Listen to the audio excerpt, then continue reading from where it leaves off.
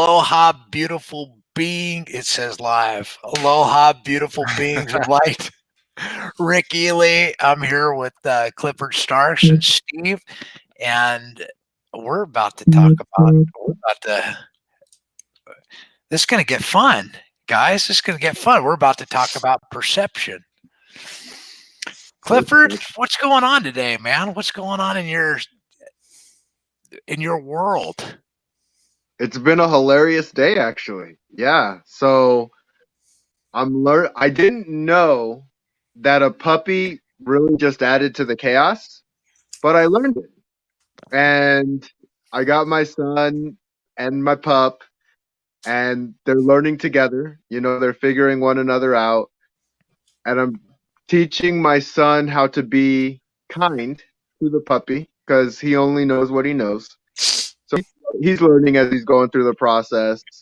And me and my wife are becoming better communicators as we're going through the process too, because it's easy when it's an A-B conversation, but it's no longer an A-B conversation.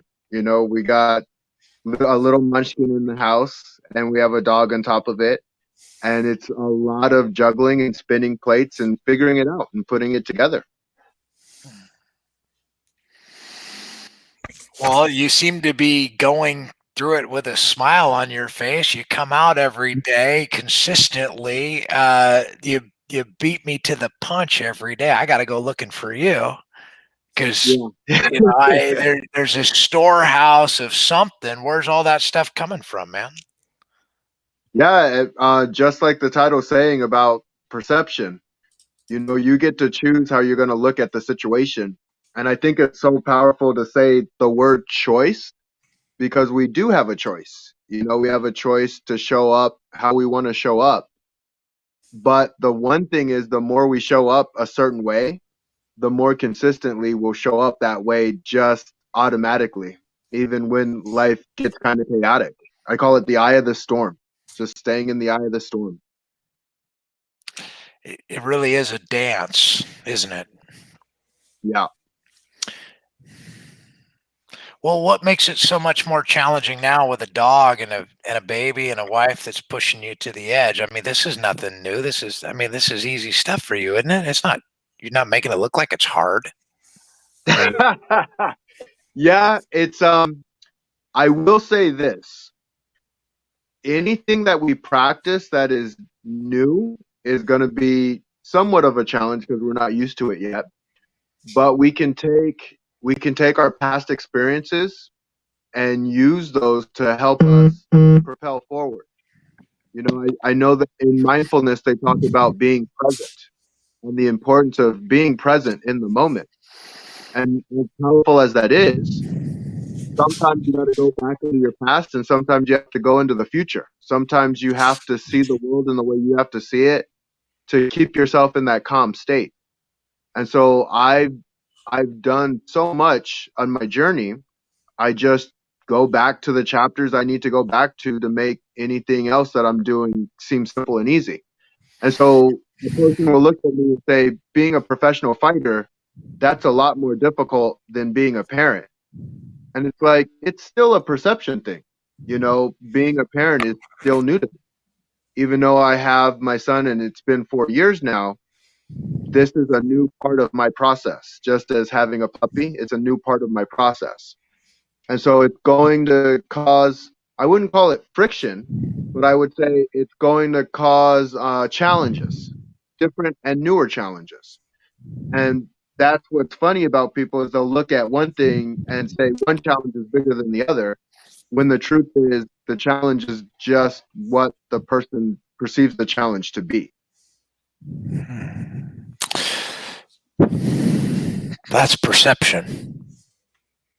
Yeah. That's a window.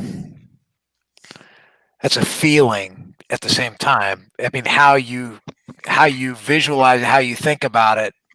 How does that make you feel when you go into the past? Because what I heard you say is you'll go forward, you'll create a vision, or you'll go back. You'll go back, or you'll be right where you are, wherever you need to be in the moment to have balance. Yeah. Is that what you said? Yeah. the most powerful thing a person can have. You know, I think it's interesting.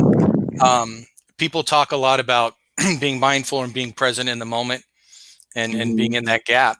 And I think they misunderstand that sometimes, thinking that thinking about the past or planning for the future is somehow leaving the present, when it's really not. You're still being present. It's just you have a purpose of what you're thinking about the past.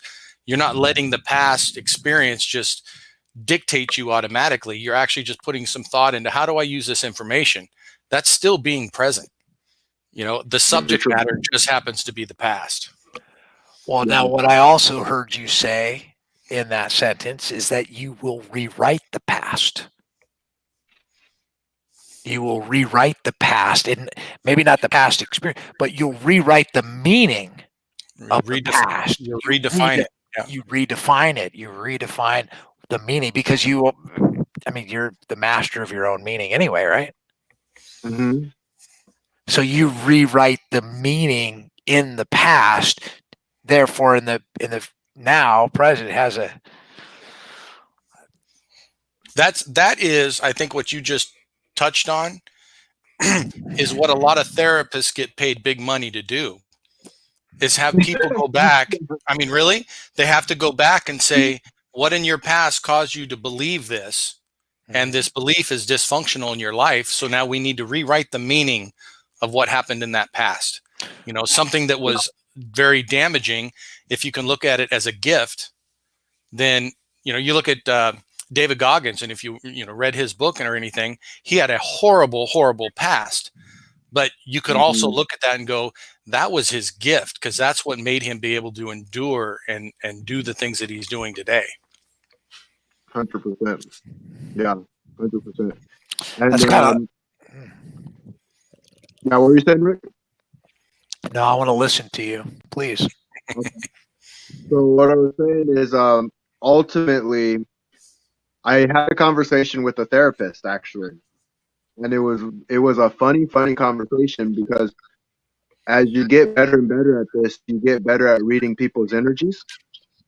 And I could tell when I told her I do life coaching and transformational coaching, she had a judgmental tone with her thoughts of life coaches. And so I was cool with it. You know, I told her my piece and how I think and what I do and how I respond to things.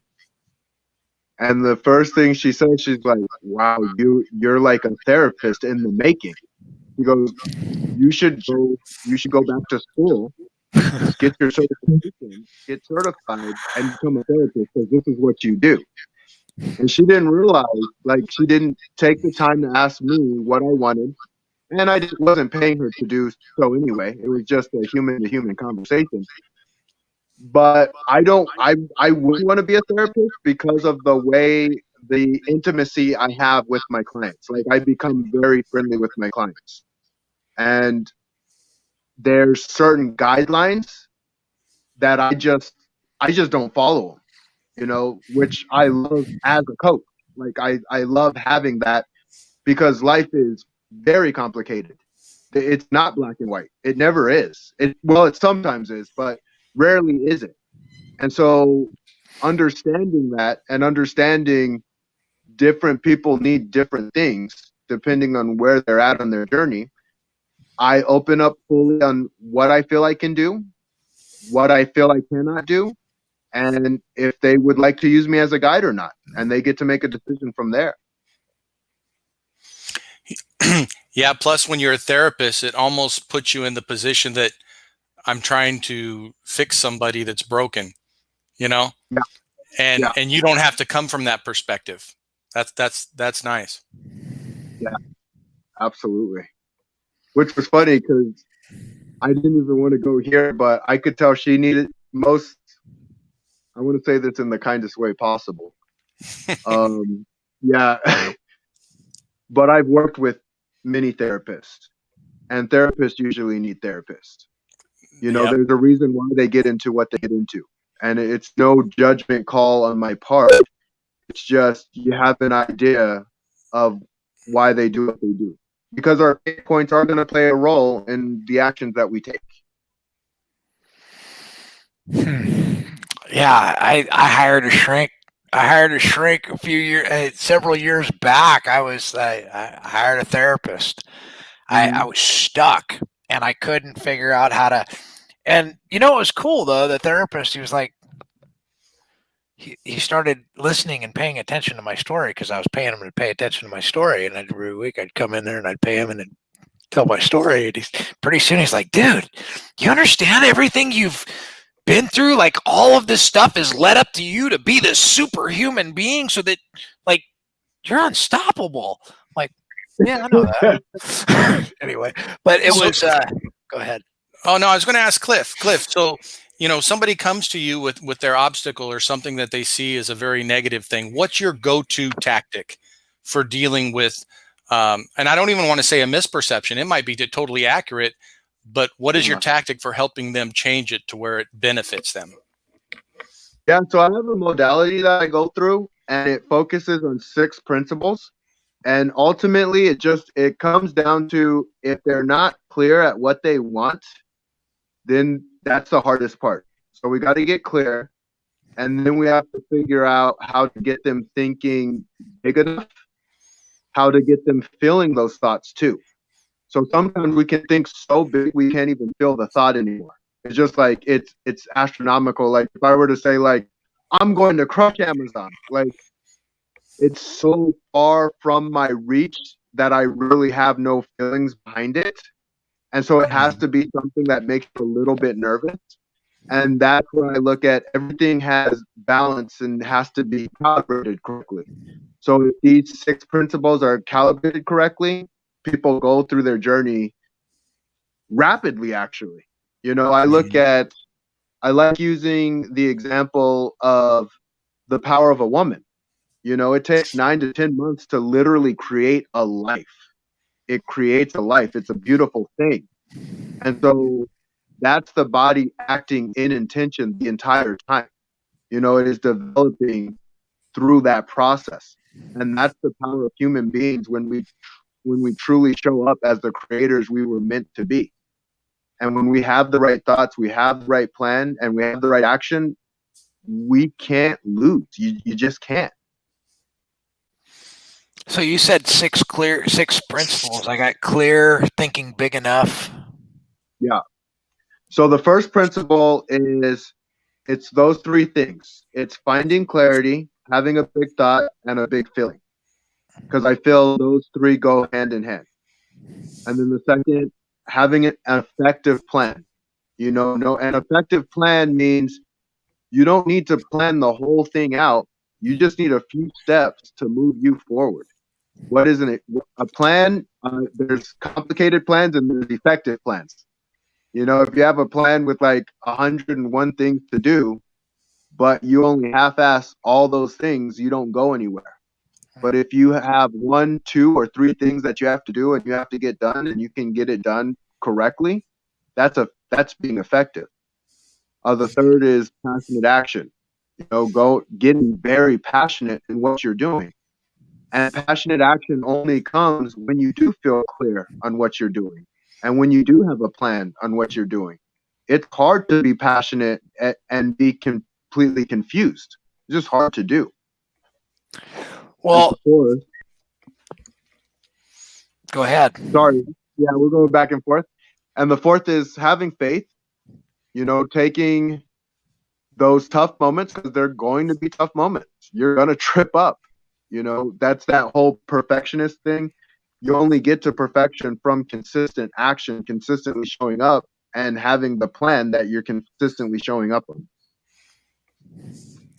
So correct me if I'm wrong, but I see you as a realist here, where when we're talking about dreams and goals, if I came to you and said, hey, Cliff, I'm 5'10", 50 years old, but I have this dream of just doing a 360 dunk, flying through the air, spinning, and just tomahawking that sucker in the hoop, right?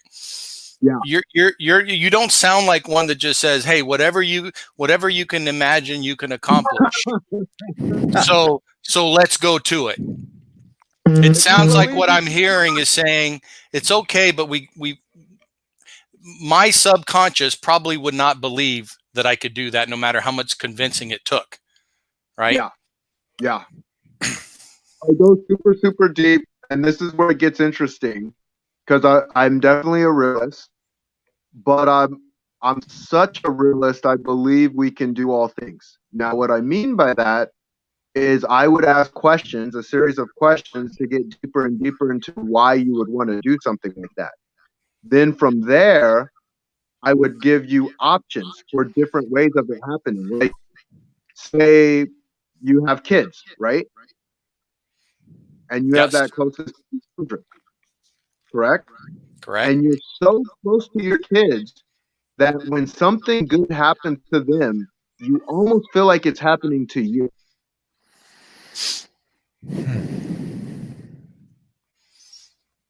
And so if Living you can, vicariously through our kids. yeah, yes, Yeah. if you can get that close, right? But and the thing is, we vicariously live through one another. We Mhm. cannot help it. It is in our nature. Is It's that why we literally have such eclectic friends? absolutely. And so I with got some that, funny friends, man. Let me tell you. yeah, yeah, when you know that kind of stuff, maybe you can do a 360 slam dunk tomahawk, but maybe you can connect with someone so closely that when they do it, you literally feel that feeling as if you were doing it yourself. So, how likely would it be for me to come to that realization on my own? It is a process, and everyone's in different stages and different layers.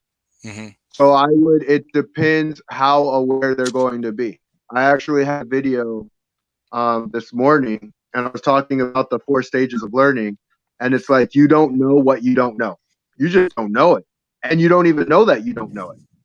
And then there's the piece of you know it, but you know that you're not competent in it. You know that you suck at this thing.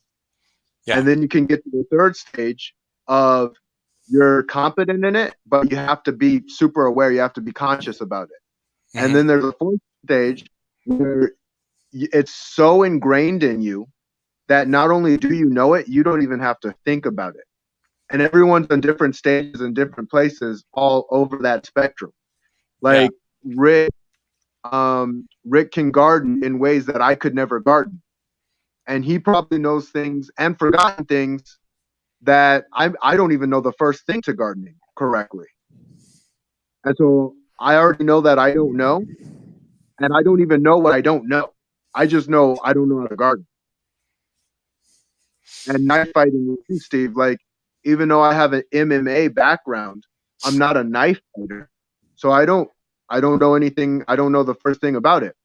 But you could probably take my skill set and teach it to me more rapidly than someone who doesn't have that kinesthetic awareness either. So that's the layers of being a human being, and that's the beauty of it.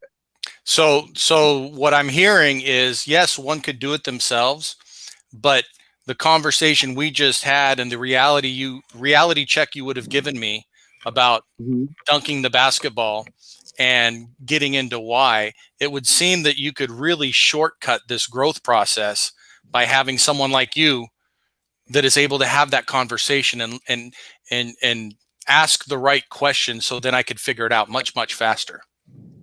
Dramatically. Yeah, dramatically. Almost probably like 50%. That's what I've Yeah. noticed as I've gone through my journey. Yeah, I always tell people that it doesn't matter if you're at the top of your game. Michael Phelps Mhm. still needs a swim coach. Michael Jordan Absolutely. still has a coach. Yeah. Yeah, the very best. So how we started off the whole conversation about being perception, right? I am not a fool to say I can be around anything because it's just my perception. Like, no, there's an internal and an external component to this. And so if I just pretend that I get to choose how I perceive all of this, like, and I can have a bad day and hang out with bad friends and do bad things, and I'll be okay because of my perception. No, no, you need the internal and the external to go hand in hand. Totally. Totally.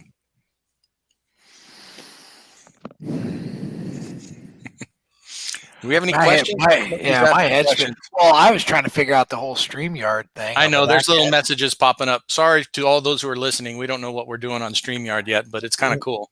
We really don't, I mean, our friend Mike Chavez has been showing the way with Yeah. his live masters, and yeah, there's so much to learn. But you're the real deal, though, Clifford. I mean, you are the real deal. So I got the 6 principles. I got clear.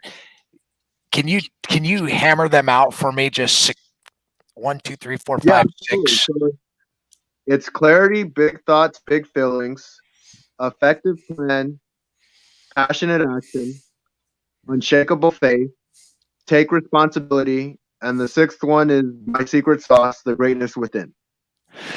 That is your secret sauce. It is the greatness within, because I keep coming back to your channel every single day. I find you on YouTube, and sometimes there's those moments when I get stuck, and I know that there's a difference between inspiration and motivation, but there's a cadence that you have, and I can pick up. Usually, I can just grab that and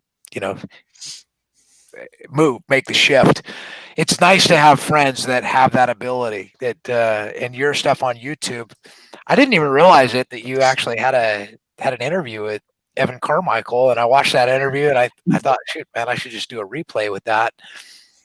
Kudos, man. Hats off. That was a great interview. I really liked the way that you had engaged him. I saw you. I mean, you just took him by. He was like, whoa, what the hell just happened? Like, this dude, this is the man. Like, yeah, Evan Carmichael, he gave it up right on up for you. Yeah, and respect and love to him. He's such a influential individual, positive individual. He stands up for his community. It's really cool to watch. You're relevant, Cliff. You are this superstar, this amazing bright light. I have not found. I know we're all human. We all got whatever you want to call spots, but I haven't seen any. And I thank you for coming out and staying consistent. Who are you paying attention to, dude? Who are you paying attention to? Who's up and coming that you're paying attention to that you're like, I gotta watch that guy. I gotta watch those guys. I gotta watch that girl. Look out, they're coming. I really pay attention to those closest to me. And I think that's actually helped me become who I've become. Like, I pay attention to you, Rick. I'm starting to pay more attention to you. And it's only because the truth is, when people come closer to me, I just come closer to them. I say life shows up when you show up for life. And so when people take the time to honor my time and respect my time, I want to honor and respect their time too. So those are the people I pay the most attention to. I don't look for celebrity status. I don't necessarily look for who's got the most followers, or I don't even look at who's the most talented. I will look at it and I'll appreciate it from time to time, but I look at those who take the time to appreciate me, because if they're going to take the time to appreciate me, why wouldn't I appreciate them? Okay, so I'm going to ask you to give the advice to the one that doesn't want to take the time to get to know you. I want to ask you to speak for a moment to the one that is going to pass you by and not going to give you the time of day. And there's going to be, I want you to speak to that one just in this moment. And I know you probably might not. Well, I don't know what I don't know what I don't know. So yeah. What are you going to say, Clifford?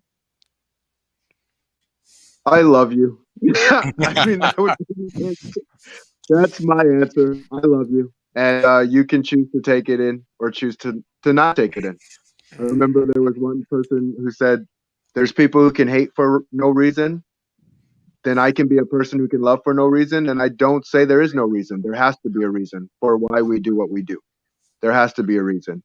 And my reason is I felt a lot of painful situations, and I felt a lot of empowering situations. And I get to choose how I show up to the world.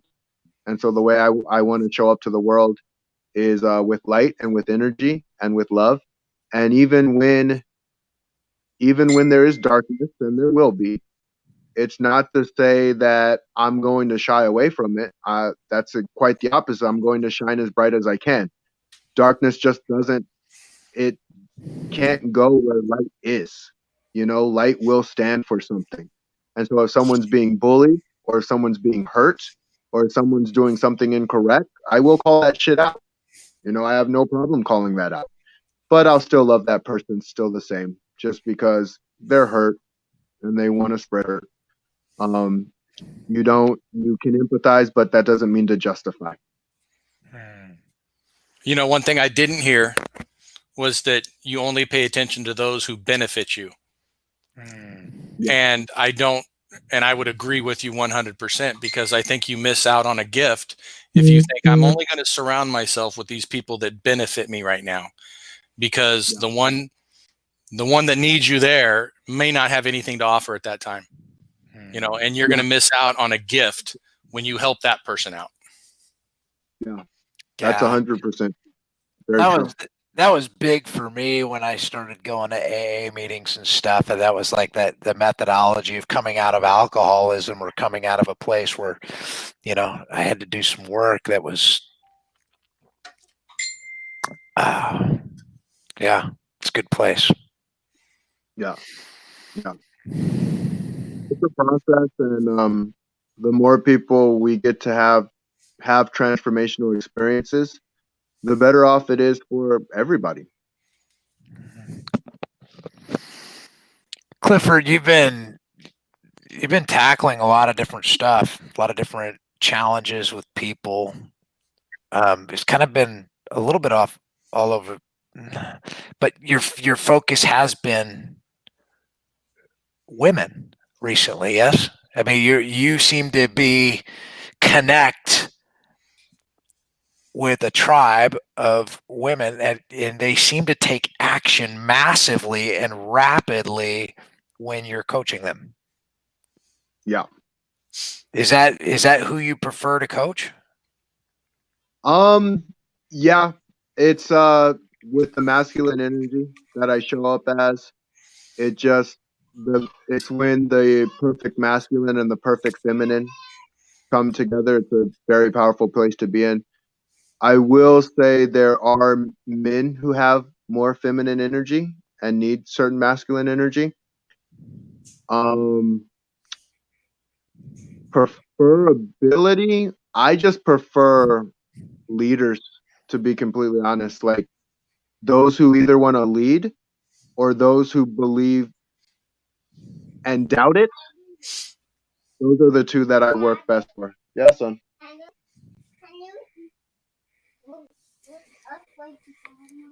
I will in a bit, baby. I was trying to hear what Tyson was asking. He wants me to go eat with him.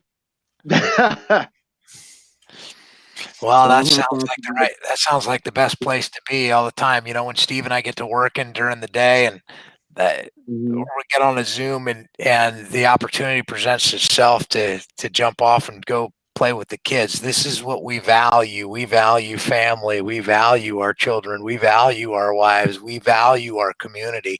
These are the things that are important to us. We make the time. Yeah.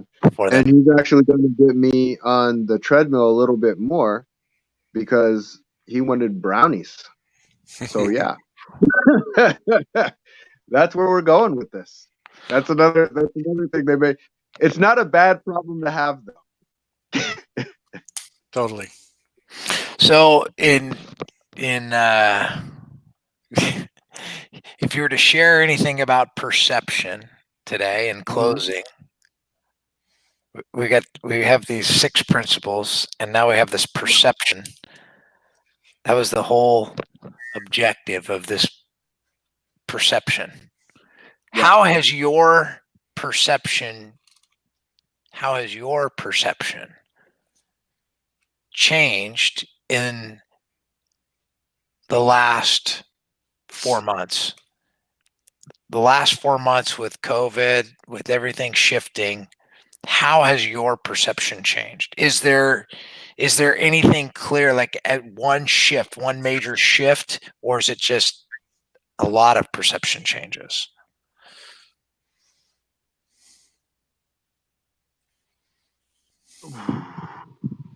So what I see is a lot of hurting people, a lot of people who are seeing some of their weaknesses a little bit more, and some people may be seeing their strengths even more. Ultimately, I will say when I speak about the greatness within, it's such a powerful message to me because it reminds you that you can still be strong.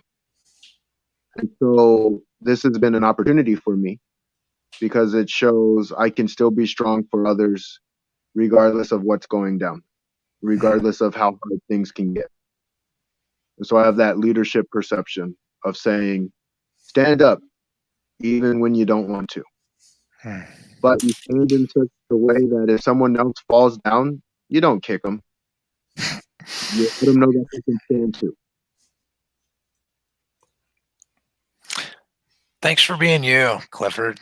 And thanks for being my friend. Thanks for showing up and just being part of our community and part of our lives.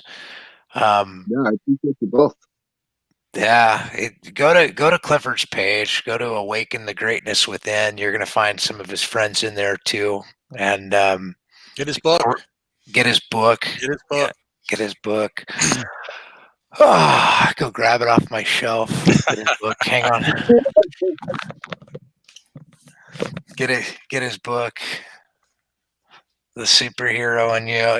It's a short book, but it's real and it's filled with inspiration.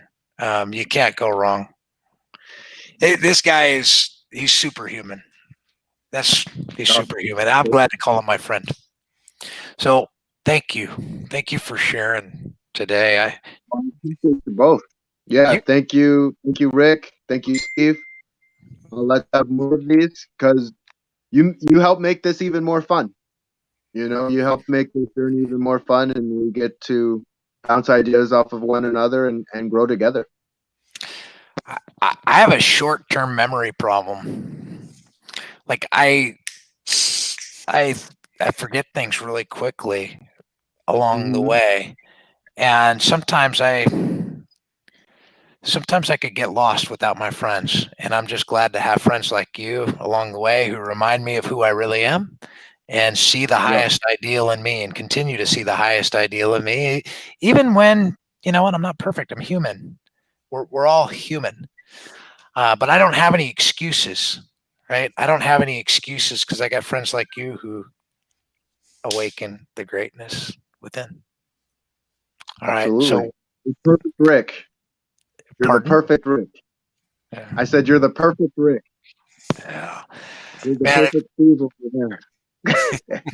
Dude, this guy has got more talent than you than I've shared, but it'll come out to light. You'll see it all. It's, you know, as we grow PonoQuest, as we clarify the vision of what it really is for us and what we want to express, it really is a collaboration. It's not just, it's a community that we want to create. Steve helped me here because this is like, what is it we're creating inside of PonoQuest that makes people want to come? I mean, it's a budding group right now and we're growing it.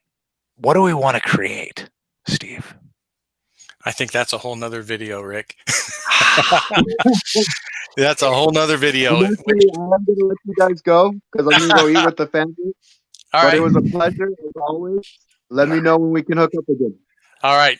Good talking, Cliff. All right, you guys take care. Aloha.